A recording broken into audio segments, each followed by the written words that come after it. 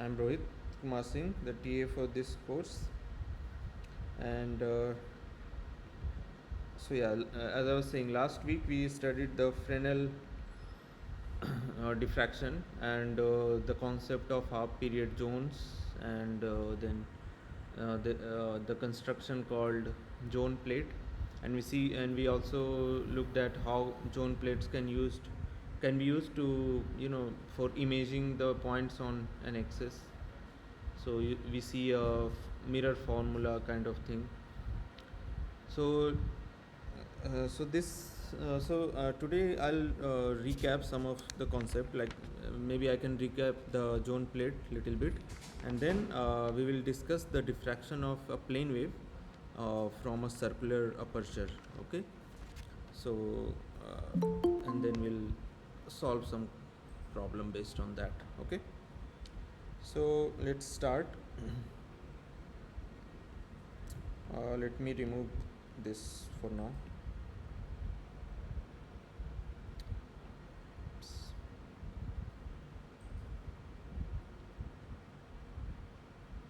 So you understood the Fresnel half period zone thing, right? It was just a just a construction on the wave front. So we had a plane wave front, and we divided it into different zones. Okay. And the radius of the zones were given by this formula, right? In lambda d. uh, we solved many problem on this. So n is the number of zone. Okay, like first for the first zone n equal to 1, and so on. Lambda is the wavelength of the light. So this wave front is a part of a light wave, so it has a lambda.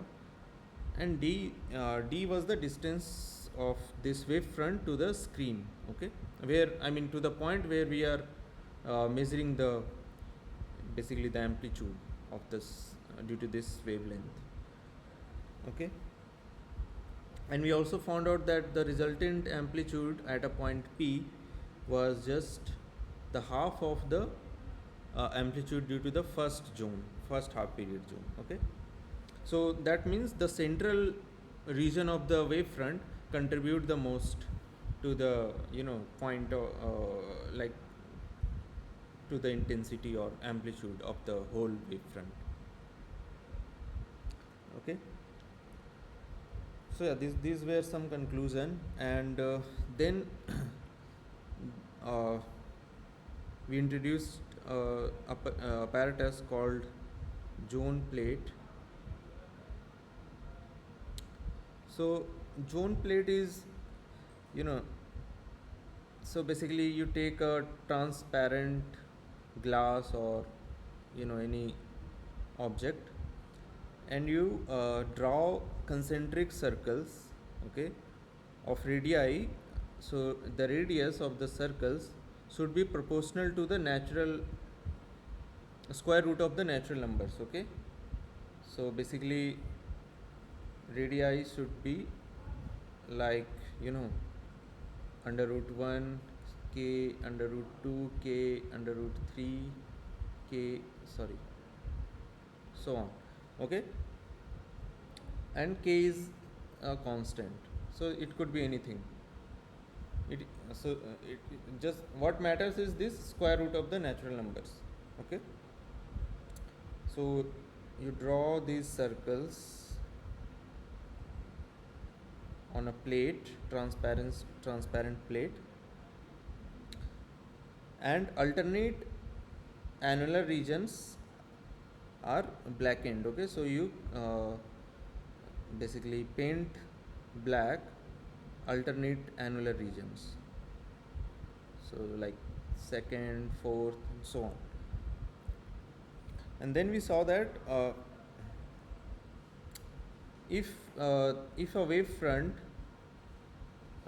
is incident on this zone plate, since also you have on the wave front you have these zones, half period zones. So we can calculate that how many which half period zones correspond to which ring of the zone plate. Okay, so for example, and that depends on which point on the axis you are looking at. So for example, a point P1, so for a point P1 at a distance k square by lambda from this zone plate, okay, uh, we see that the blackened rings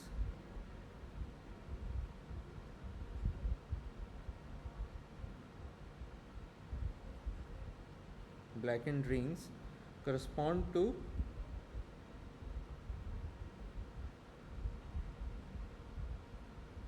second, fourth, sixth, so on. Okay, half period zones. How do we know that? Using this formula of the radius, right? So you know the radius of half period zone is given by n lambda d, right? And what are the radius of the zone? I mean the annular zones. It's basically, you know, R2 is twice of, so lambda d is constant, right? Oh sorry, and d is basically k square by lambda. So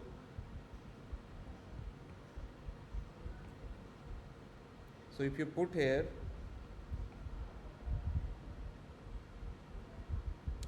okay, yeah. So R2 will be 2 lambda, and d, if you put k square by lambda, so lambda cancel, what you get? Under root 2k. So you see that second half period zone correspond to one of the annular region, right? Similarly, fourth will correspond to the fourth region, and so on. So that's why the second, fourth, and sixth will correspond to the blackened rings on the zone plate. And then what will happen is the intensity at the amplitude at point P1 will be only due to the odd ones, like U1 plus U3 plus U5. And we know that for the alternate rings of for the alternate half period zone, the intensity is switching from negative positive, right, because of the phi phase difference. So there are no negative contribution, and so this will give you a maxima. Okay, so that's why at point P1, which is at a distance k square by lambda, you will have a maxima due to the wave front. Okay, and similarly we saw that if you paint for a point at P3, which is at a distance k square by 3 lambda,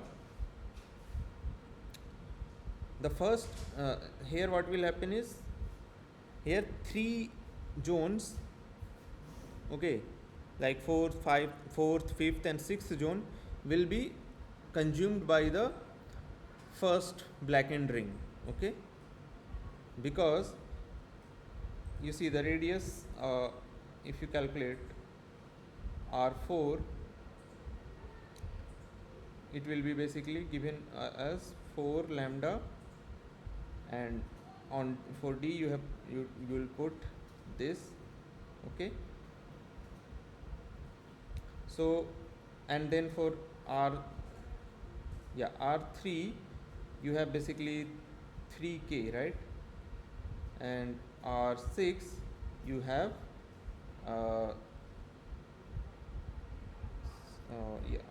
R6 you have 6, and here 3, so under root 2k. Sorry, k is not under root.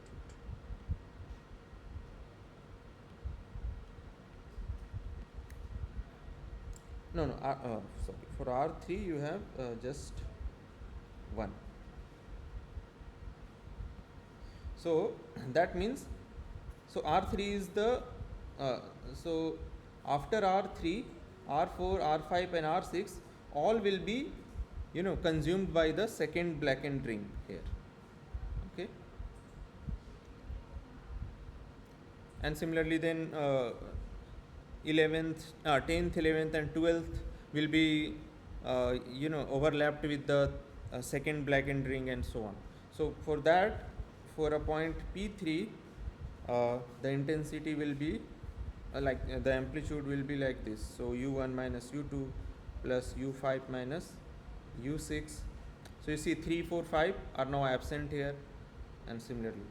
So here there are some negative contributions. So this will be a second maxima.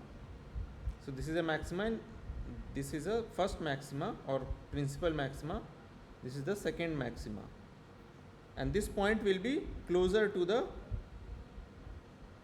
zone plate. Okay, P1 will be far, P3 will be closer, and between P1 and P3 there will be a point P2. Okay, which will be basically a minima condition.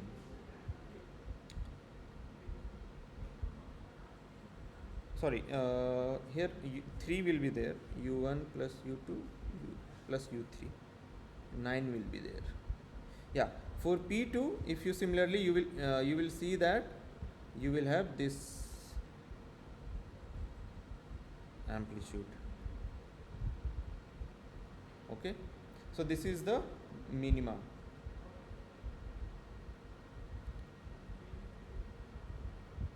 Because this will be almost 0. Why? Can you tell me?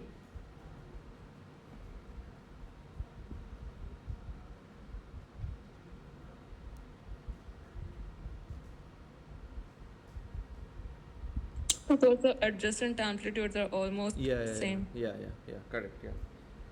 So that's good, you remember these things. Okay, so then these points we call them focal points. Okay, so we call them focal points, and they will be at distances k square by lambda, k square by 3 lambda, then k square by 5 lambda, and so on. Okay, now this is for a particular zone plate. Okay, this is not a universal number. This is for those for that zone plate whose radius whose annular rings have the radius given by these numbers, these natural number, square root of natural number proportionality. Okay, for these focal points will be these. Okay, so it depends on how you construct your zone plate, and then you can calculate which annular ring, like which blackened ring will overlap with your zones of the of the wave front, using the formula of the radius of the zones, half period zones. Okay, so don't get confused by the this word zone. Zone is here also and zone is here also. Okay, this is a zone plate and this is a half period zone inside the wave front. These are two very different things. This zone plate is a physical thing, you can touch it, but this half period zones inside the wave front is our imagination, right? We are just constructing it using our imagination to calculate things. So just keep these both things in mind separately. And then we saw that the zone plate can be used for imaging points on the axis. Okay, so what we did was, basically, if there is a point source here, okay, and now I am drawing the zone plate like coming out of the screen and going inside the screen. So the blackened rings will look like lines, so like this, okay, and so suppose this is the radius r1, so the central the first zone or the first ring basically of the zone plate. So this is the zone plate.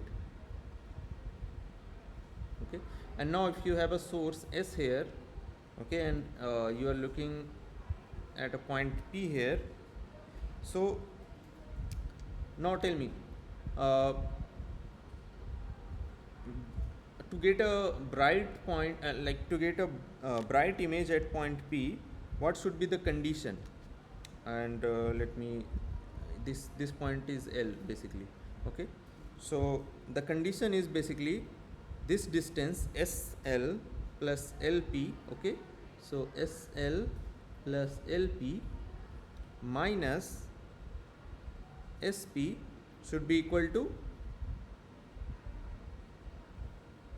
lambda or lambda by 2. This is basically the path length, right?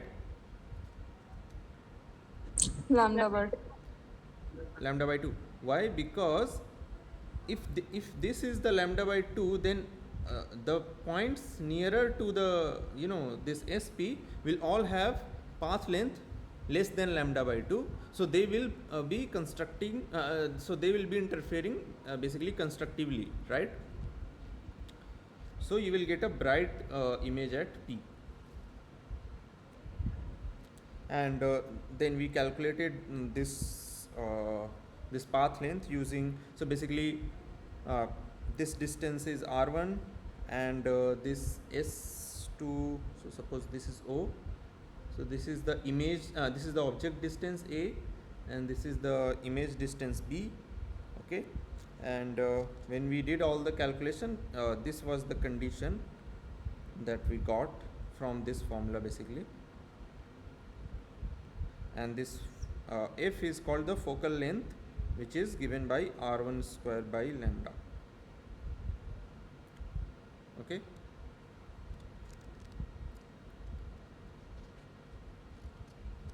so this is what in last sorry, yeah, in last class we draw the wavefront, right? Half period half period zones. Yeah, is that an actual wavefront? sorry, Is that actual wavefront? yeah, that's an actual plane, that's an actual wavefront. Is that a plane wavefront? Yeah, it's a plane wavefront. So what are those circles then? Are they not spherical wavefronts? No. These circles are basically our construct, our geometrical construct. Okay, they are not a spherical wavefront. Okay. So this is a plane wavefront. Yeah. Okay, this is a plane W prime. Okay, on this plane we are constructing circles. Okay, why we are constructing? We can do this using squares. Okay, but then the mathematics will be too much complicated. Okay, just to keep the mathematics simple and to reach our conclusion, we divided these plane wavefront, which looks like a square shape, into circles. Okay, and we saw that the circles which are very far away from the center will contribute very less, so it doesn't matter. Okay, only the circles, only the zones which are closer to the middle point of this wavefront contribute more to the resultant amplitude. Yeah. Okay, sir. Yeah. Okay, so this is, I mean, this much we did in last lecture. Okay, so just to recap, now today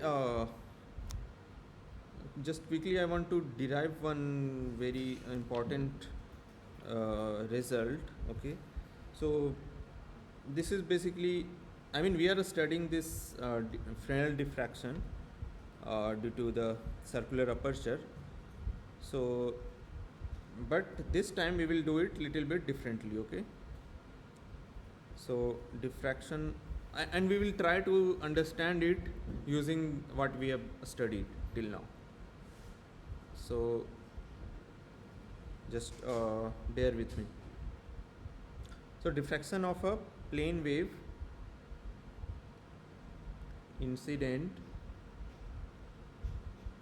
normally on a circular aperture. So let's say this is a wave front. Okay, no, this is not a wave front, sorry, this is a circular aperture on a plate or something. This is a circular aperture. Its midpoint is given by O, and this is y axis on the plane, and this is x axis on the plane, and here is a screen, sorry,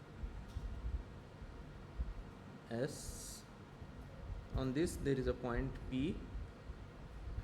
Okay, and this screen is at a distance D from the aperture, and yeah, so now we have to find the intensity at P.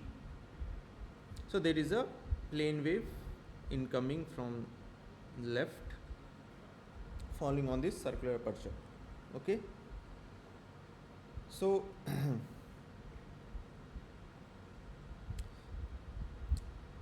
yeah,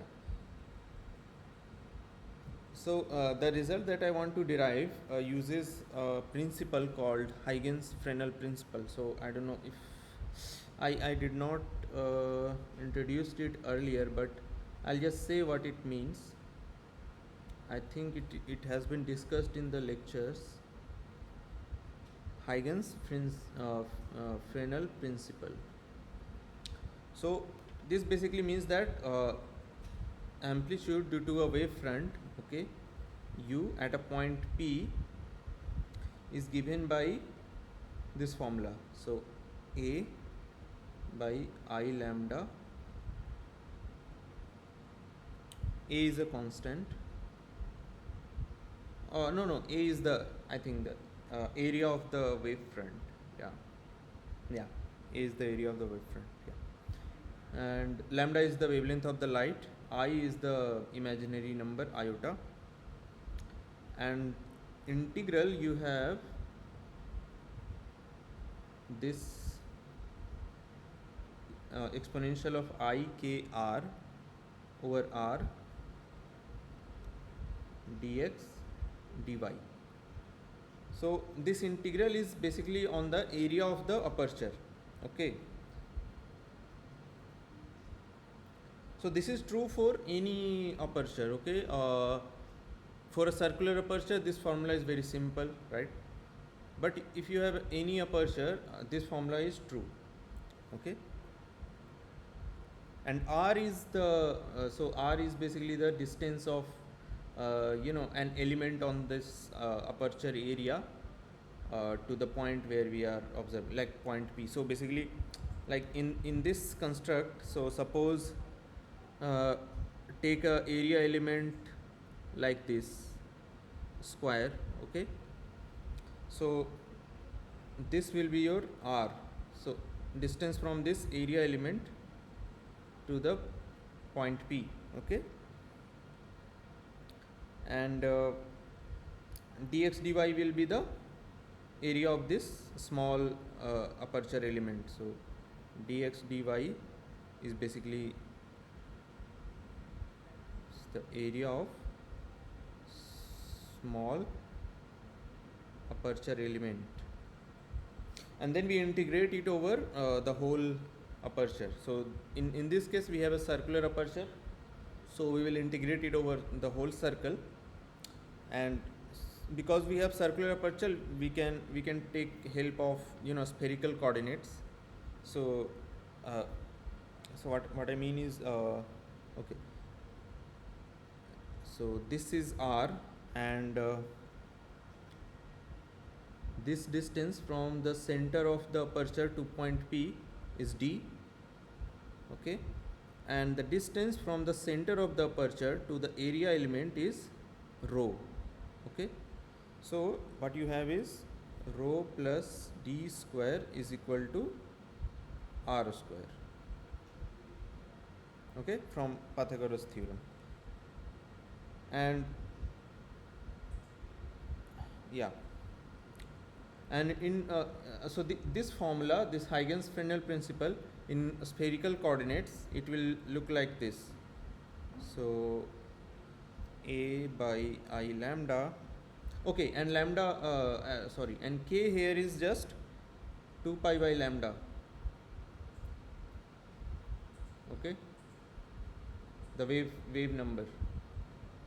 If you remember when we discussed the Maxwell equations, there this appeared. So this formula is basically very, using very rigorous calculations, and I think we don't require its derivation, but yeah, we'll just use these results for now. And I think in exam also this formula, related problems related to directly on this formula will not come. Okay. So yeah. So in a spherical polar coordinates, this area we have to integrate. So okay, let me first write how it look like. So dx dy will be rho d rho d phi. Okay, so phi is basically this angle, basically this x-axis, this area element makes with the x-axis, the azimuthal angle. Okay, and that goes from 0 to 2 pi, and rho goes from 0 to a. So a is the radius of the aperture. Is this fine? Do you understand how we went from here to here? So we just use the spherical, from a linear coordinate system we went to a spherical coordinate system or polar coordinate system. Is this okay? Okay.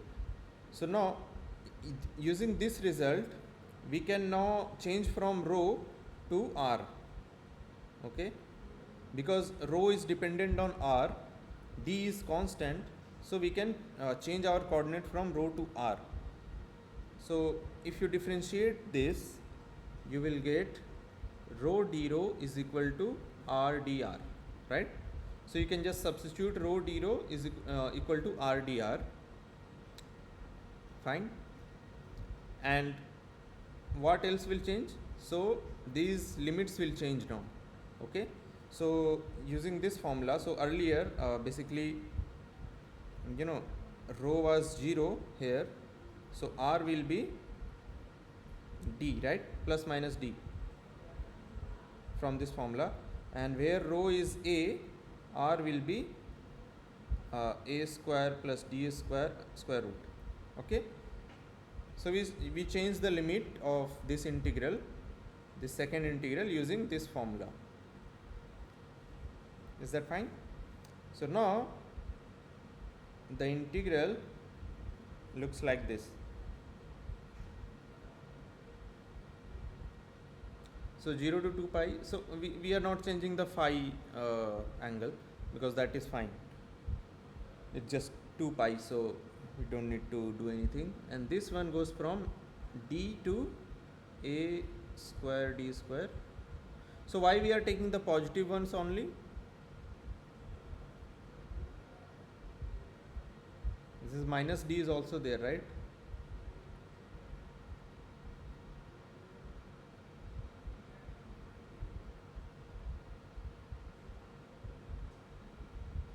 It is just our choice, and it makes sense because it's a physical problem. So minus d doesn't make sense here, right? So that's we are discarding it, and rho d rho become r dr d phi. So r get cancelled. So now this integral is very simple to integrate. I'll show you. 0 to 2 pi. So this is just I k r dr d phi. So there is no phi dependence, so you can just integrate d phi, which will be just 0 to 2 pi, which that is just 2 pi, right? So you will get 2 pi a by I lambda, and then you are left with only the r integral,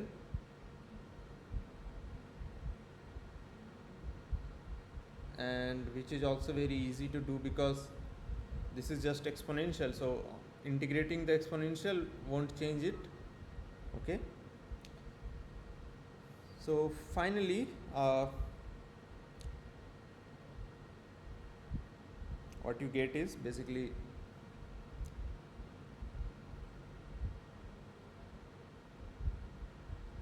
so I'll write it. Let me know if you have any problem with this. I skipped one step where P is basically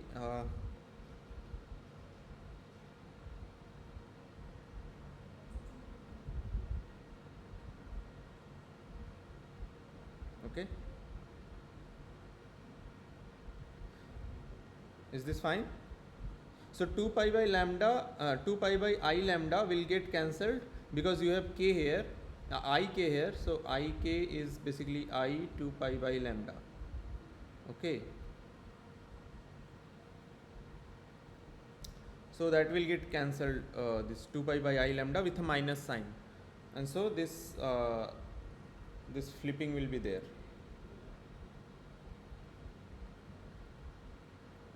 Okay, let me know if you have a dot. I can do it again. It's a very simple integration. Okay, now so this formula is important actually. Let me write it here separately. So here we have assumed that P pi is equal to k a square plus d square square root minus of d. Okay,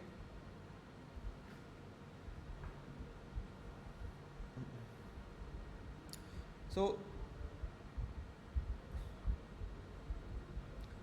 you can see from this figure, this is nothing but qp minus op is equal to p lambda by 2, where q is a point on the periphery of this aperture. So what I'm so because you see a square plus d square square root, so a is this, right? A square plus d square,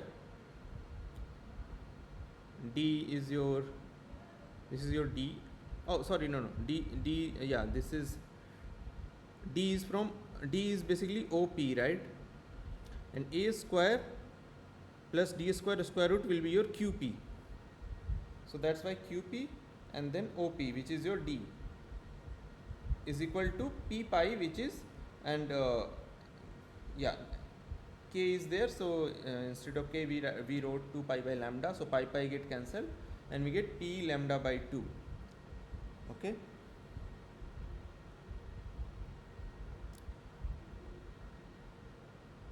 so this is very interesting. So now you see this, due to this whole aperture, the path difference between the central point and the peripheral point of the aperture is an integer of, like, is a multiple of lambda by 2. So the intensity at p will depend on the value of this p here. Okay, there are two p's now, one is the point p and one is this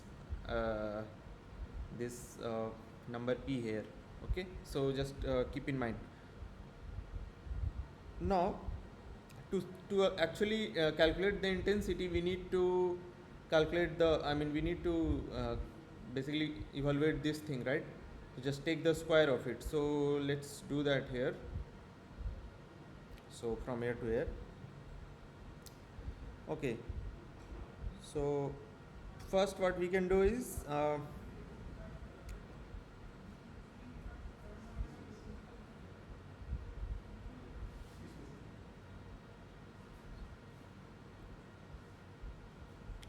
yeah, sorry,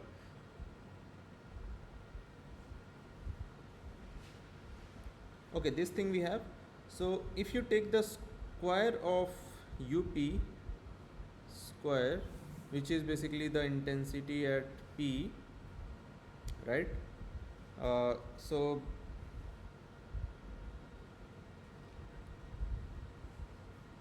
taking the square of this e to the power I kd, it will be just 1, right?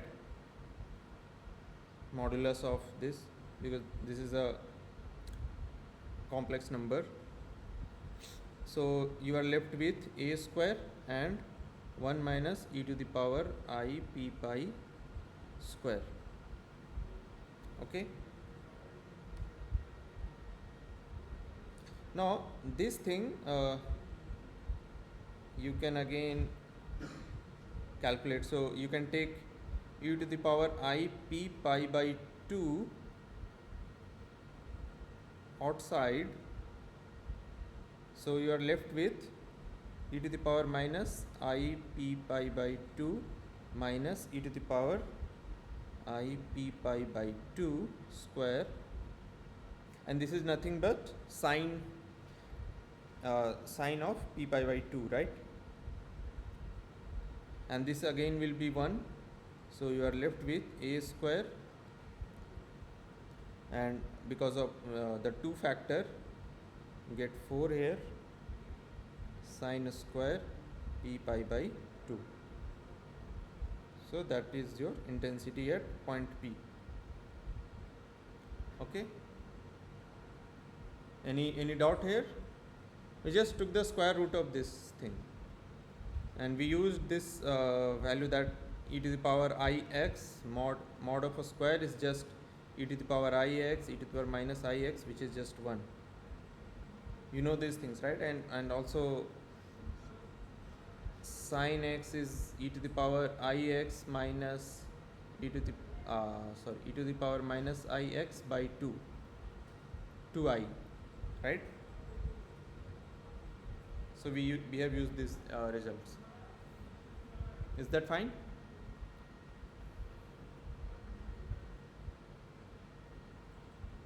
Okay, so now what we get is intensity at P is basically 4 I naught. I naught is just a square, okay,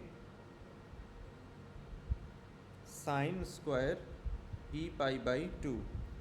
Okay, so basically when P will be even or odd integer, so if so when P will be an odd integer,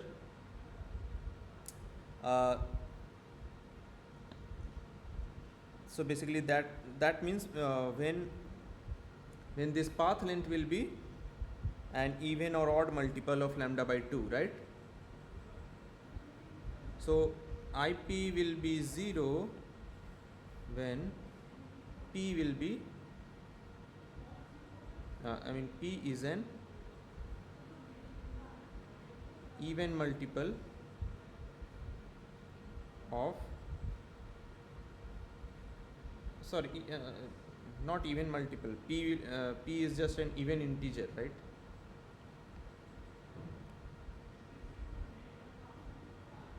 And IP will be finite when, or IP will be maxima when P is an odd integer, correct?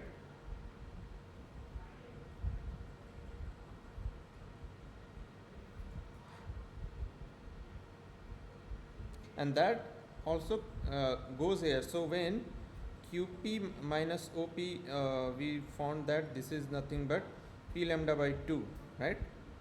So this means that when this QP minus OP, so the distance from these two distances, like from the center and from the peripheral of the aperture to the point P, so the difference of these distances, or the path difference, when this is an even or odd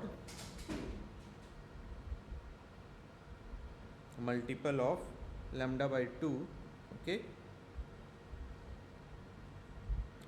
so that when it is an even multiple of lambda by 2, you will have a zero intensity, when it is an odd multiple of lambda by 2, you will have you will have uh, maximum intensity. Does that ring any bell? What did we why did do you remember now why did we construct these zones, half period zones, using lambda by 2 distances? So this was the basically the region.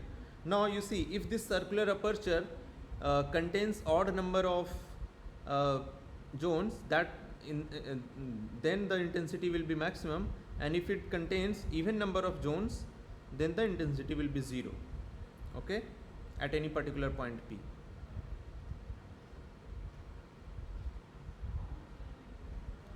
So this is the full circle that we came into.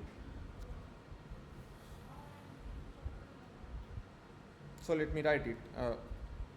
Thus, if aperture contains even number of half period zones, IP is 0, close to 0, and when odd number of zones, IP is maximum. Okay, so this is the conclusion after doing all this. Now there is one approximation that we can make, that when this distance that we are looking, we in Fresnel diffraction we know that this distance d can be finite, right? So we can make d very very small than the aperture radius, and when this happens, then the value of p, which was given from here, where is the expression for p? Oops. Yeah, this expression, sorry, this expression, so p was basically k by pi a square plus d square minus d. So when this is valid, then we can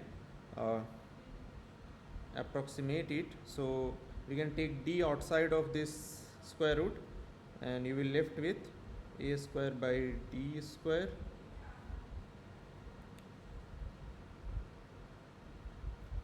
okay 1 by 2 minus of d, and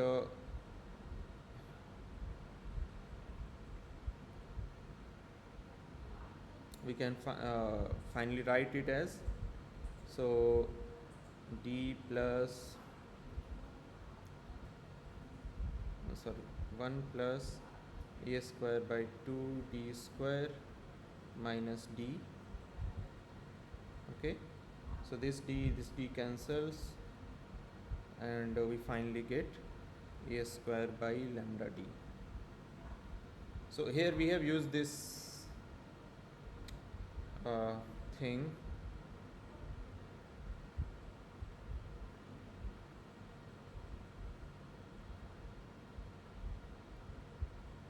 You know this, right? When x is approaching to 0, you can approximate it like this. Okay, so finally what we get is p is equal to a square by lambda d. Okay, this is, yeah, this is called, wait, just I'm finished. This is called Fresnel's number. Yeah, tell me. This is for d less than a or a less than d? No, d less than a.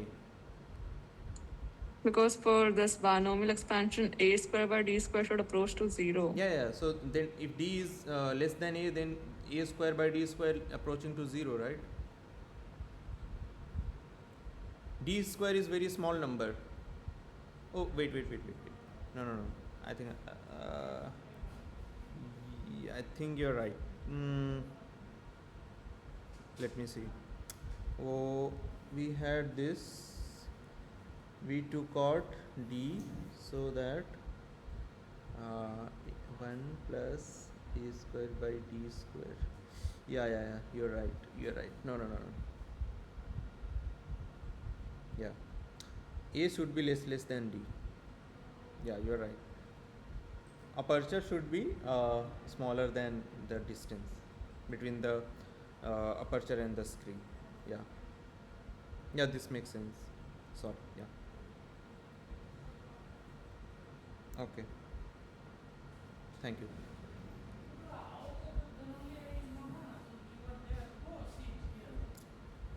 So this is a Fresnel number, and we will use it to solve some problems. Okay.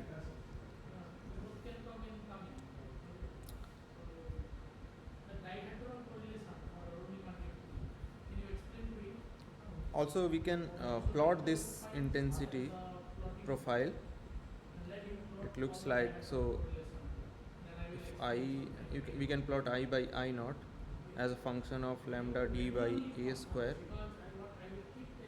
So I by I naught is just equal to 4 sine square p pi by 2, and if we put the value of p from here, it is just a square pi by 2 lambda d, right?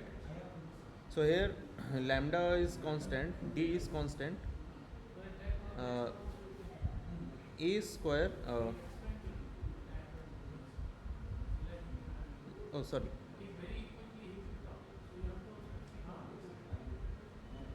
yeah, I mean, if you vary the this value of d and a on x axis, then this is what the intensity profile will look like. Basically this will start diverging, and then I mean, it will be a sine function, but because of this modulation of lambda d by a square, it will be its phase will change. Okay.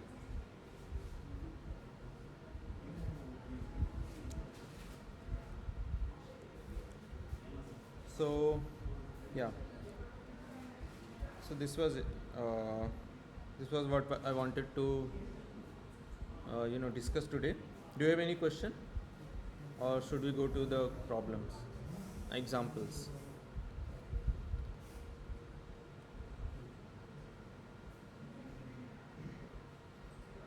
So the main conclusion that I wanted to draw was this one. Okay, so this you have to remember. So problems based on these are very simple. Okay, you don't need to be afraid.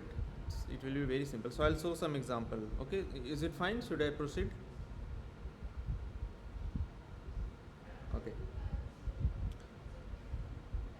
So first I'll discuss some problems on half period zones.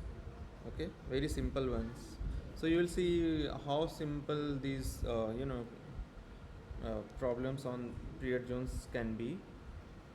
So first one is that the plane waves of monochromatic light, so lambda is given 600 nanometer, incident on an aperture. Okay, there is an aperture. A detector is situated on an axis at a distance 20 centimeter, so d is given 20 centimeter. Now it is given that the aperture is a circle of radius 1 centimeter. So what we have discussed just now. So the radius is 1 centimeter, centered on the axis. How many half period zones does it contain? So tell me how to know this. You have to calculate how many half period zones are contained in this circular aperture of the wavefront. How do you do this?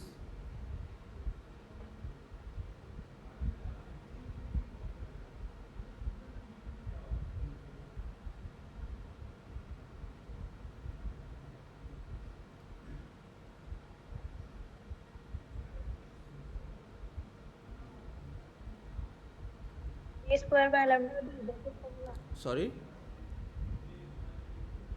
Fresnel number. No, Fresnel number. How can Fresnel number help here? I just thought, I'm not sure. You have this formula, right? Rn is equal to n lambda d. This is the radius of the nth Fresnel circle, nth half period zone, right? So you can calculate 1 centimeter, which zone correspond to 1 centimeter, right? So just put this radius equal to 1 centimeter. N is your variable that you want to find, 600 nanometer light, and d is given 20 centimeter. So you have to convert all of these into SI units. So n into, so 600 will be 6 into 10 to the power minus 5 centimeter. 20 centimeter is there, 1 centimeter. You can calculate n from here, right? 1 by 6 into 2, 1.2 into 10 to the power minus 6, 10 to the power minus 3. It will be around 833. Okay. So you see the question looks very intimidating, but the solution is very simple. Just you have to understand what it's asking. So this is a circular aperture. Plane waves are falling on this circular aperture. Okay, and it's asking how many zones, half period zones, can this circle contain, right? So the question gave you the radius of this circular aperture, but this radius of the circular aperture will be the same that of the radius of that zone which will be contained inside this aperture. So that's why we put Rn equal to 1. You understand? This is very simple. Just think about it. Let me know if you understand this. Priyanka? Yes, sir, kind of. Okay. I, Yeah. I, I did not understand this concept properly, but I'm trying to. Yeah. Okay. Let me go to next question. The similar kind of question is there again.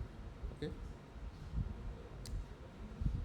So here again, a light of wavelength 485 nanometer is incident normally on a screen.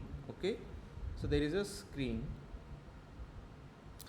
How large is the radius of a circular opening in an otherwise opaque screen? So this is basically saying that there is a screen where there is a circular opening, that is circular aperture. Okay.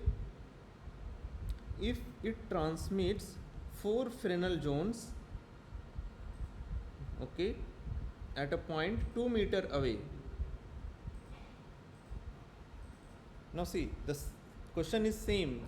This question and this question, it is saying the same thing, just in a different way.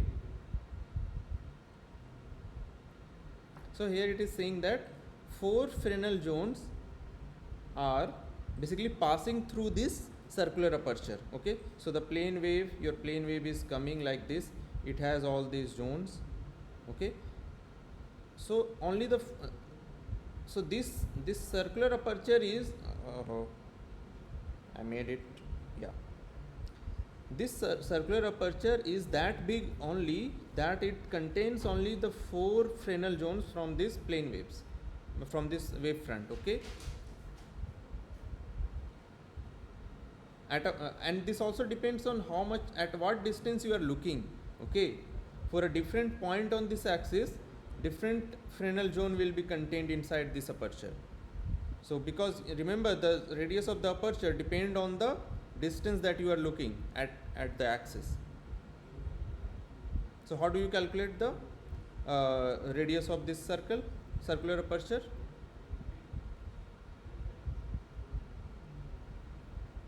The same formula. Everything is given. N is given 4, lambda is given 485, and d is given 2 meter. This is your radius of the aperture, which will be equal to the r4, the radius of the fourth Fresnel zone, because it is projecting 4 Fresnel zones. Do you understand now? Okay.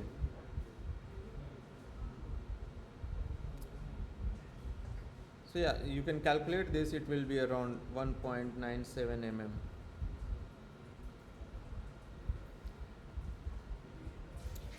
Okay, so then let's go to the next one.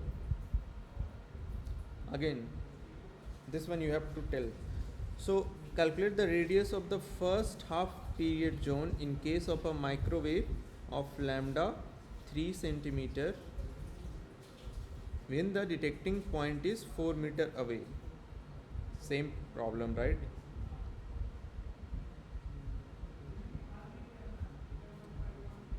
So now there is no aperture.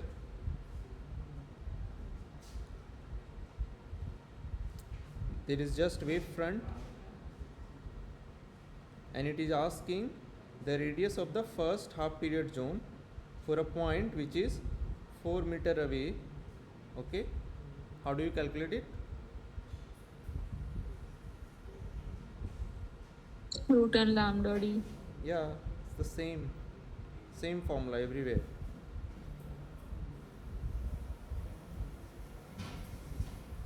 N is 1, lambda is 3 centimeter, and the point is 4 meter away. You can calculate it. That's it. It will be 34.64 centimeter. So now you can introduce a aperture here also, right? And the problem will say that only the first half period zone will pass through this aperture, but that doesn't change anything about this problem. Okay, still the answer will be same. If it asks the radius of this aperture, this will be the radius of the aperture. But if it tells you that the aperture passes 2 Fresnel zones, then the radius of the aperture will not be equal to the radius of the first period zone, right? Then the aperture radius will be equal to the second half period zone, if 2 half period zone passes through this aperture, and so on. So it depends on what the problem is telling you. Okay, so you have to understand.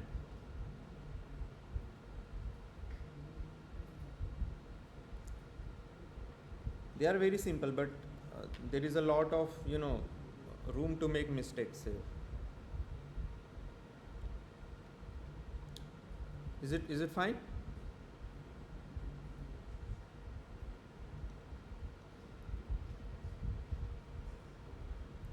Okay, then let's let's move to the next one.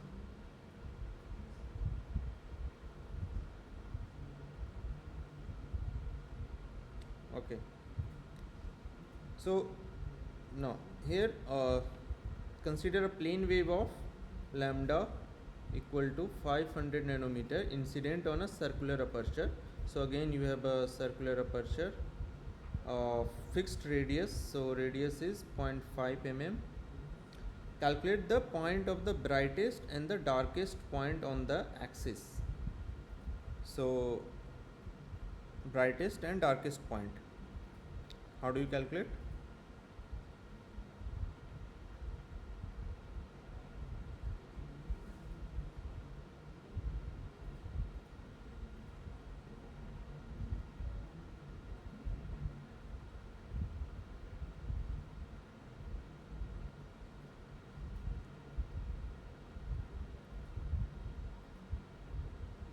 So now here we discussed this, right? Yeah.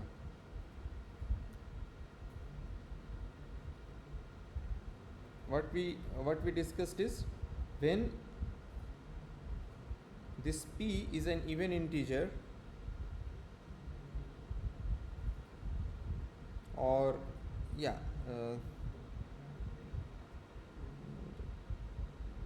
from here, or we can calculate it from here. Yeah, p from from this formula, a is given, lambda is given, d is given, right? And so you can calculate p. Okay. uh, Wait.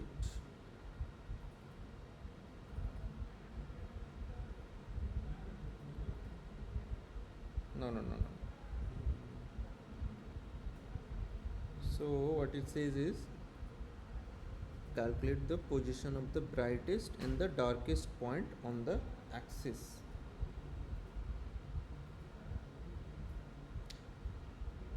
Okay.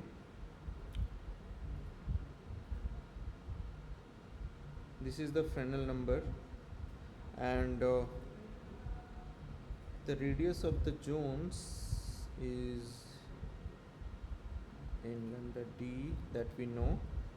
Okay. So basically we have to calculate here d for maximum and minimum intensity, right?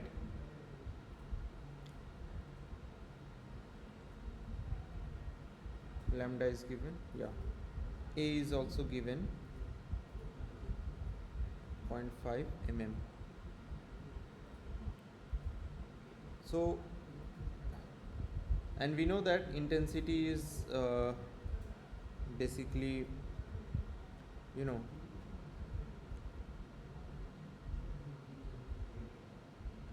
p pi, I mean it is proportional to p pi by 2, right?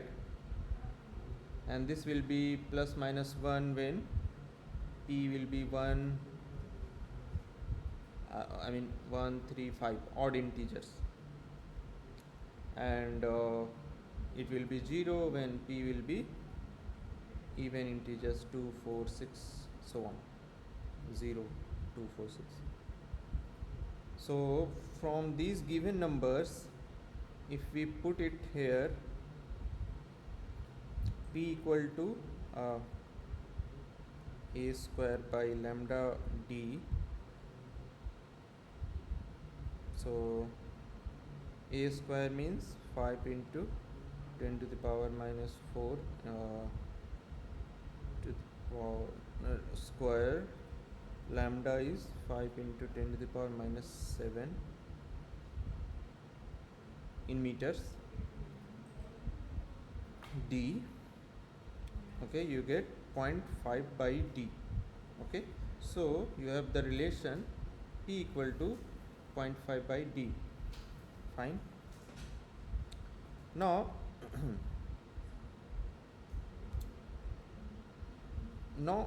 from these options you can calculate the maxima and minima, right? That is, I think, the only option you have. So you can calculate p. So for for 0.5 meter you get 1 if your d is 0.5. So p equal to 1 means it corresponds to maxima, right? That is brightest. And for d is equal to 0.25, you get p equal to 2, which is a condition for minima. So option A looks correct, but option B cannot be correct, right? What about option C? Yeah, this also cannot be correct. And what about option D? 0.75. Yeah, this also cannot be correct. So yeah, option 1 is the only option you have, right? Is this okay?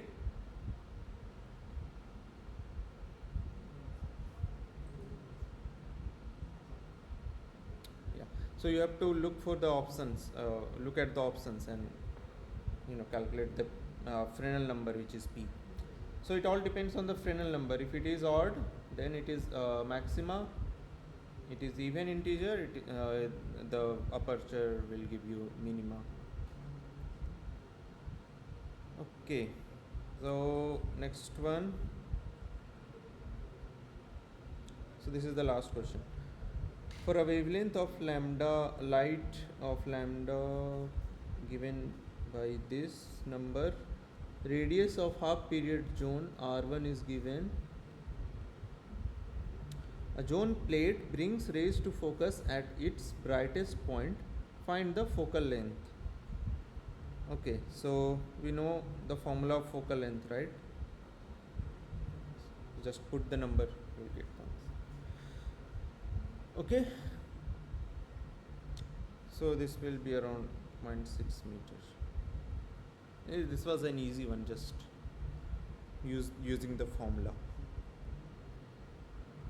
So also remember, if instead of first half period zone, the question says nth half period zone like 4, then you have to multiply by n. So the formula is like this. Okay, so remember this.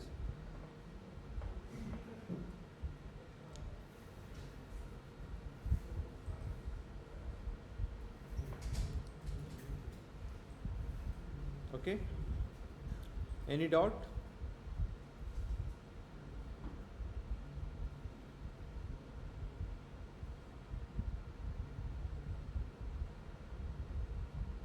So this was the last problem. So Priyanka, did you send me the mail?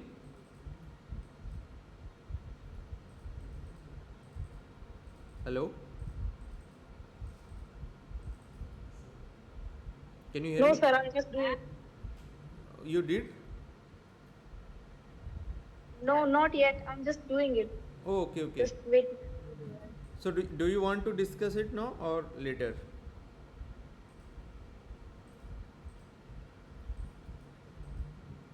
We can discuss. Means I want to discuss it now. Okay, okay, no problem.